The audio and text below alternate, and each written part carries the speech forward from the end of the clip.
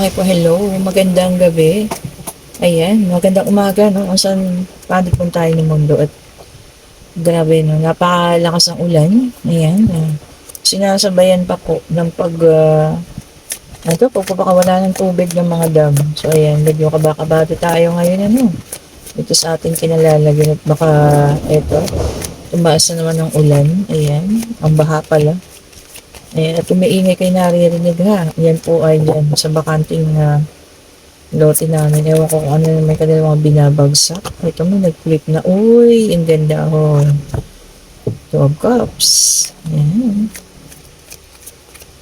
Two of Cups. Parang a promise of ano ito ha. Love. Ayan. Ganda naman. Ano. Ang ganda ng umpisa. Dito tayo kahapon. Unang bagsak pa lamang. Ayun ako. Ano agad? Hiwalayan. Ayan. Oo, ang ganda talaga oh. Kita nyo oh. So, maiba naman ha. Hindi puro masakit. And this is at the Nine of Cups. Ayan. Abundance. Okay. And success and victory. Oh, see? Wow. Parang ano no? A promise of new. Uy, talaga. Wheel of Fortune. Ganda po ha. Ganda ng mga labas ngayon. Parang it's the rainbow after the rain. Oh, a promise of a rainbow after the rain. Diba? And, wow, ano Hierophant. Ang ganda naman. Ang ganda-ganda. Sobrang ganda po ha. Parang nag-picture out ko na. Okay.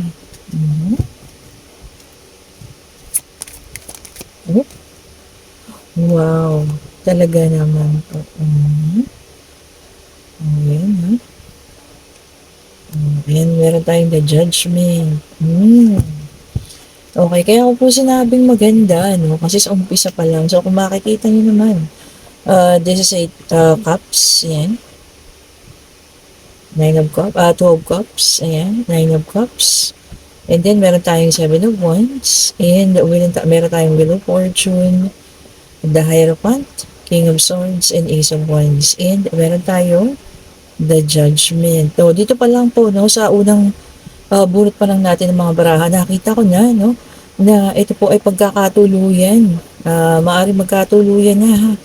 Ang dalawang taong ito mauuwi sa kasalan. Ayan.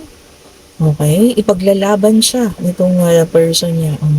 Maaari siguro kasing hindi naman lahat ay sang-ayon, no, sa kanilang relasyon.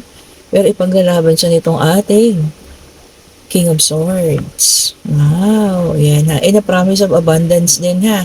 Kung kayo po ang magkakatuluyan. Okay, magiging victorious. Ayan, makakapagsimula ng panibago. Okay po. And the wheel of fortune, papunta talaga sa maganda. Kasaganaan, ayan. And the judgment. O, ayan. Ibig sabihin po ay magigising ha. Sa katotohanan ng itong taong to. Kung sino naman tong taong to ha, na siyang makakatuluyan nyo po, ayan. O, ayan ha, the judgment. Kumbaga malalaman nyo na ito pala ang taong nakalaan para sa inyo, no? Ayan, maaari po ang taong ito ay magmumula sa nakaraan, ayan, na maaaring ito po ay siguro kung ito man ang inyong past, hindi siya yung taong nakapagdulot sa inyo ng sobrang sakit, ano.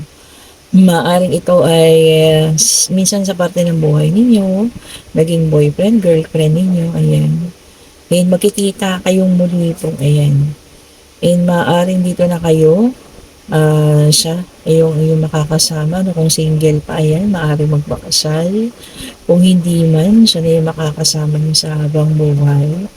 Ayan, so alalahanin mo po ha, kung sino naman yung tao na minsan naging espesyal na parte ng buhay mo. May katapangan, ayan, kaya kang ipaglaban, ano. At siya na po ang magiging simula mo ha. At siya rin po ang iyong magiging tawag dito, magiging maayos and victorious po ang inyong magiging buhay kung kayo man yung magkakatuluyan ha. Napakaganda ng card na ito.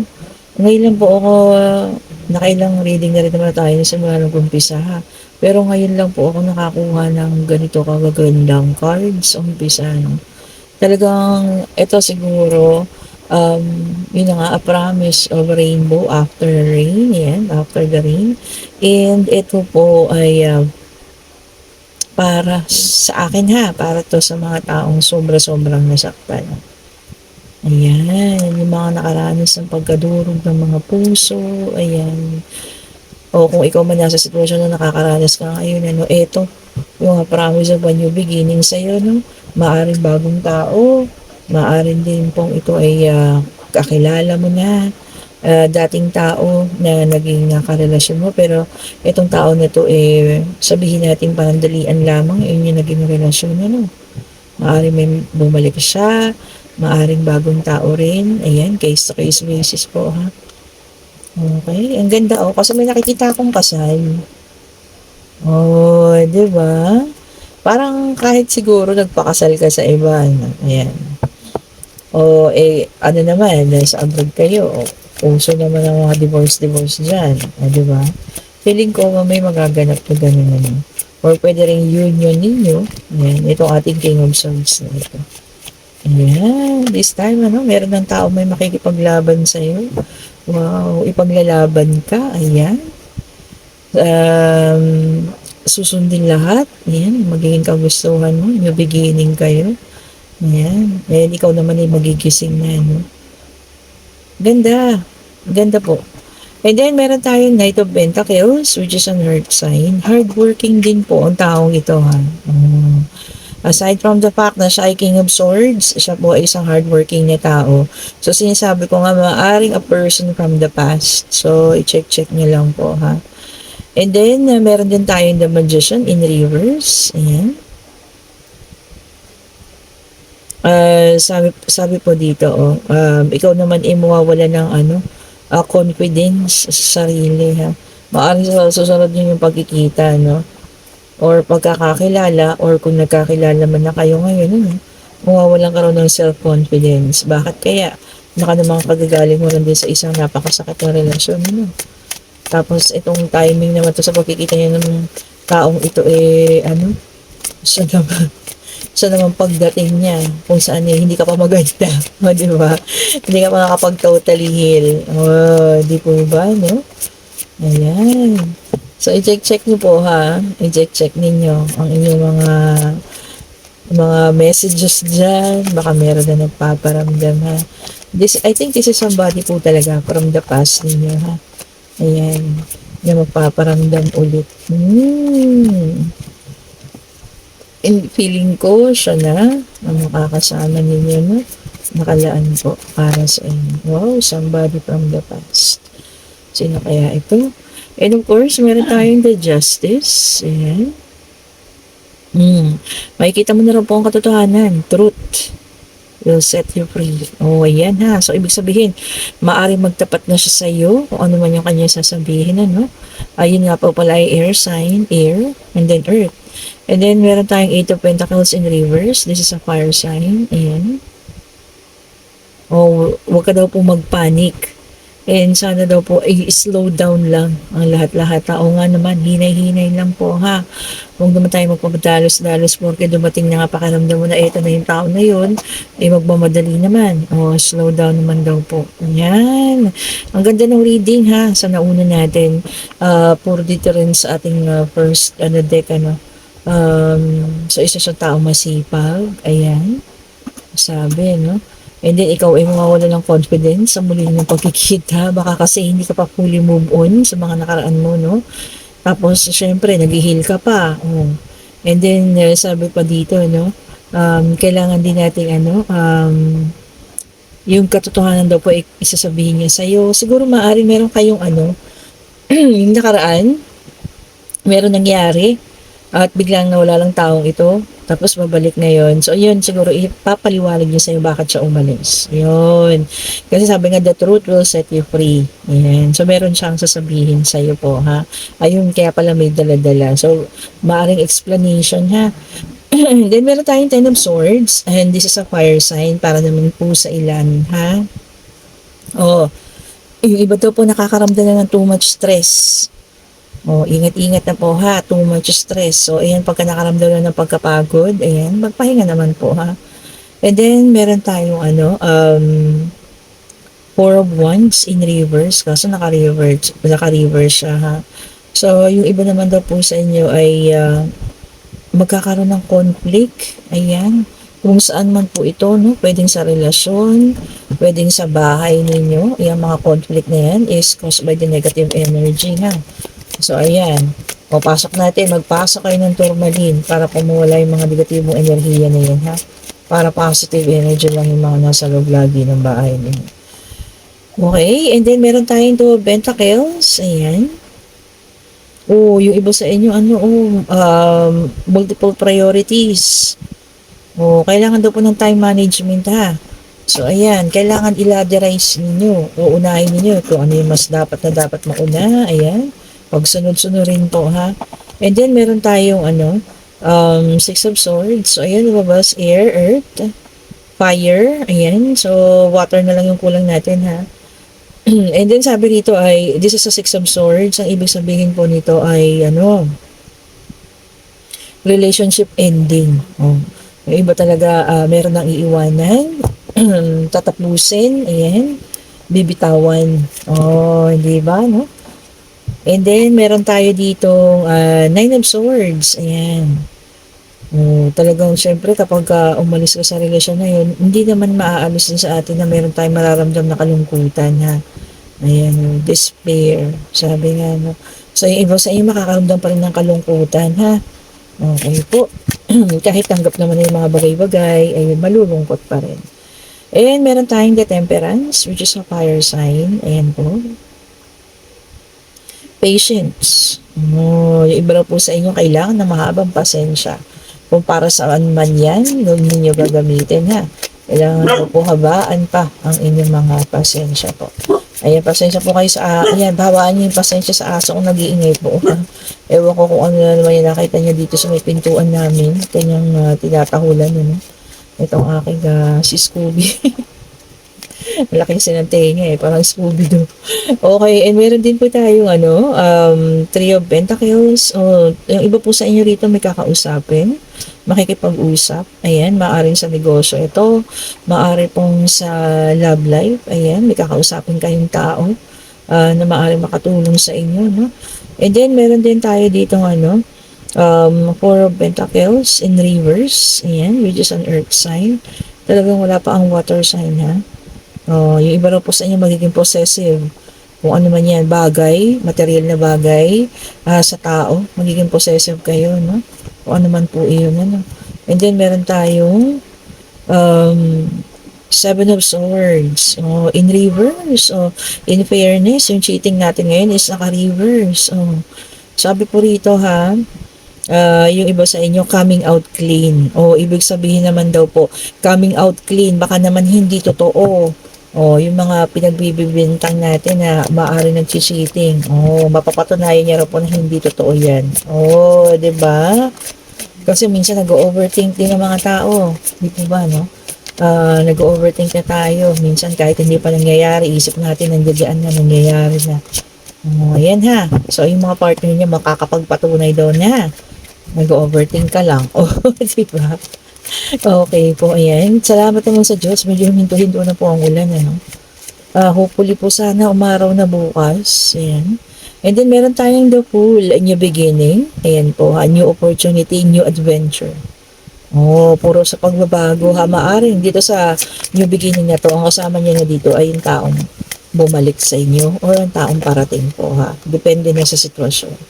And then, meron tayong Six of Cups in reverse. Ayan. Forgiveness and moving forward po. Ayan ha, forgiveness and moving forward na tayo. And then, meron din yung iba sa inyo ito kasi sabi niya, leaving home. Ibig sabihin po, maaari may mag-abroad. Ayan, iiwan ng kanilang bahay. Ayan, iiwan ng pamilya. No? So, leaving home. Maaari mo pupunta ng abroad for work. Para makapag-travel or para makapagpahinga lang. Ayan. So, iiwan pa ng dalian ang kanilang bahay. Ayan po. Oops, ito mismo, nag-flip. And meron tayong the Empress, which is an earth sign. Ayan. Meron na pala water sign po yung kanina, ang Six of Cups. Ayan, nurturing, fertility. Ito po ay pwede sa growth and pwede rin may mga taong magbubuntis. Ayan, the Empress kasi buntis yan. Okay po. So, ayan ha, pwede nga may paglago, pwede rin pong meron talaga taong magbubuntis kung kayo man yan. And meron tayong the strength, ayan. Sabi po dito, inner strength. Lalabas na yung mga ano nyo, tinatago ninyong lakas ha. Siguro maaari tawag dito, makakapag-solve na kayo ng mga problema ninyo. No? Ayan, kung saan man ninyo nahuhugutin ng lakas na yan para matapos lamang yung mga problema yung kinakaharap ha. Ayan, pasensya na po kayo sa akin talagang asong mag-iingay. Ewan ko sumabay pa talaga, no? Minsan to mga aso kapag sinabi kong, tahimik na ha. Ayan, saka naman po nila nilalalo talaga. Gusto nila sumama sa reading eh.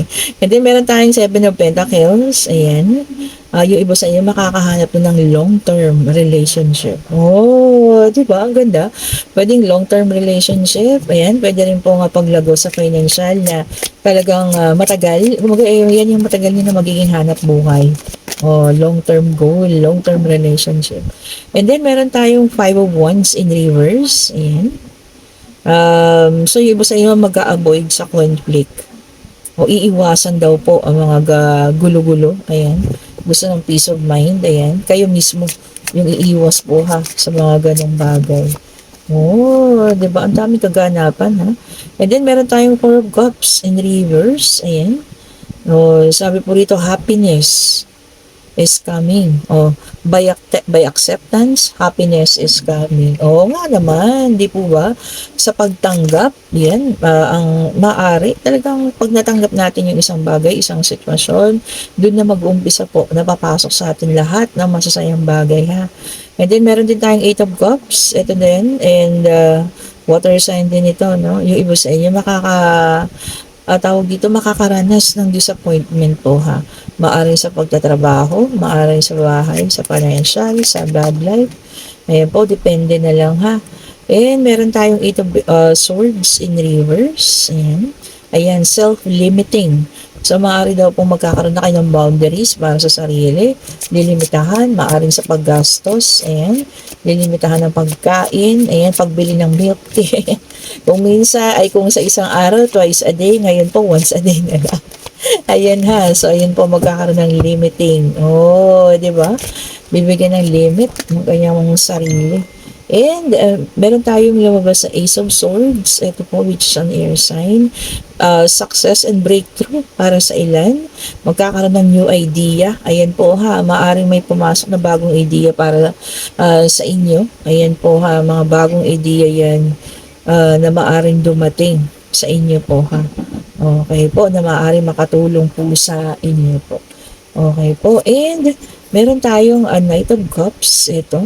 Kasabay niya na nag-flip tsaka itong last natin ano. So this is also a water sign, Knight of Cups. Ayan, romantic proposal. Oh, yung iba ha, magkakaroon na ng romantic proposal. Okay, and meron din tayong Five of Cups. Yung iba sa inyo moving on na, pero makakaramdam pa rin ng kahit kaunting kalungkutan po ha. Kasi nakalagay sadness pa rin, ano? But still, moving on na po sa mga nangyari, sa mga naganap ha. Pero, syempre, kahit pa para talagang hindi makakaalis dun sa kaunting kalungkutan na yun. And Wheel of Fortune, Destiny, Life Cycle, ayan po, iikot na ang ating kapalaran, kagaya din sa nauna, no? Talagang para sa mas maganda na mas maayos. Maganda po sana lahat kayo, lahat ng mga taong sobra-sobrang nasaktan po, mahanap niyo na yung para sa inyo. At umikot na rin po ha, ang gulong nga ng kapalaran. Ayun, di ba ang ganda? Ito, and then meron tayong Knight of Wands, ayan, which is a fire sign. Okay po, yung iba sa inyo makakahanap ng inspiration. Ayan. Ang galing ha, and adventure. A new venture and adventure po. Oh, kasi naman magbibigay sa inyo po ha ng inspirasyon. Ayan. O, diba? Talagang para sa pagbabago na po lahat ngayon ha, yung ating reading for today. Ayan, hopefully Hopefully po ha, para sa inyo po lahat yan. Ayan, ito ang ating para sa love life, ang love oracle messages. O patience, something still needs to deal or dealt with this connection to manifest. Baka iba sa inyo naiinip na kasi may kabagalan ng taong iyon ha. Abaan daw po yung pasensya. Ayan, 2 beses lumabas ang patience ha. Ayan, kung sino man po yung mga naiinip na dyan, huwag po kayong mainip. Ayan. At meron pong patutunguhan ang mga connection nyo na ito, ha? Okay. Ang ganda. Gusto ko yung reading na ito ngayon. Ang ganda po. And then, difficulties. Jealousies from others may serve as obstacles to the success of this connection. Yun naman daw po pala. So, yung mga selos-selos po, ha? Bitawan na po yan, ha? Bitawan na po ang mga selos-selos na yan para hindi na po makasira pa, ha? And express your love. It is important to let people know that you love them. Have nothing to lose. You have nothing to lose. Yun nga naman po. So, express din natin yung pagmamahal natin sa mga tao po, ha. Hindi yung ikaw na lang yung gusto mo, ikaw na lang laging binibigyan ng priority. Ayan. Prioritize din natin yung ating mga mahal sa buhay po, ha. Okay. And then, be optimistic. Keep in mind that you create your reality. You can't attract love with a negative mindset. Optimistic, laging positibo.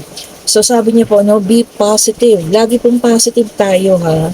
Kasi nga, lagi ko na lang sinasabi sa inyo, negativity attracts negativity, while positivity attracts positivity po. Maging optimistic po tayo and maging positive po tayo sa lahat ng mga bagay po. Okay po. And ngayon, gusto ko na kayo ay magtanong. Although alam po ang iba sa inyo, ang mga puso ay masasaya sapagkat napakaganda ng unang reading, ha. Promise of a new love. Pero eto na, lumabas na. Buti na lang hindi bumalik siya sa pagkaano. Pwede po kayo magtanong sa love life. Ayan. Pwede pag-travel. Pwedeng financial. Ayan. Kahit anong pangyayari na gusto nyo malaman, answerable by yes or no po.